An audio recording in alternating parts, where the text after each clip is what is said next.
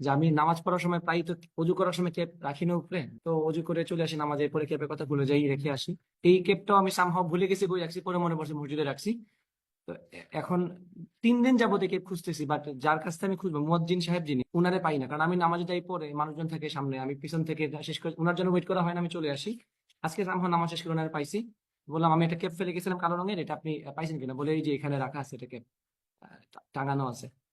ওই যে কোনায় একটু উনি ই করে রাখছেন আর কি, পুরান জিনিসপত্র ওনারা পাইলে এখানে রাখেন। তো ওই ক্যাপ গিয়ে দেখি এটা আছে, এবং নিচে গিয়ে দেখি এটাও আছে, আমার সেই আইকনিক ক্যাপটা, যেটার কথা আমি ভুলেই গেছিলাম, যেটা কই রাখছে আমি ধরে নিয়েছি, এটা নাই।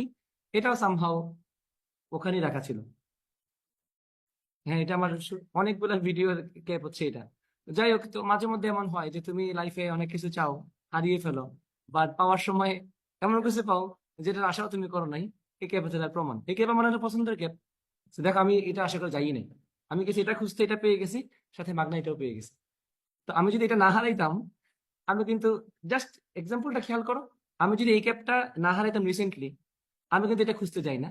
আর এটা খুঁজতে না গেলে এটা তো আমি হিসাবে বাদ দিয়ে দিই, এটা তো আমি ভাবছি বাসায় কোথায় ফেলে দিছি হয়তো, বা এমনি হয়তো কোথাও পড়ে গেছে, এটা আমি হিসাবে বাদ দিয়ে দিছি, এটা হিসাব নাই। So, আমি এটা হারাইছি, এটা খুঁজতে গিয়ে এটা পেয়ে গেছি। So, মাঝে মধ্যে কিছু তোমার লাইফ থেকে চলে যায়, ওটাও পাবা, আরো বেশি কিছু পাবা।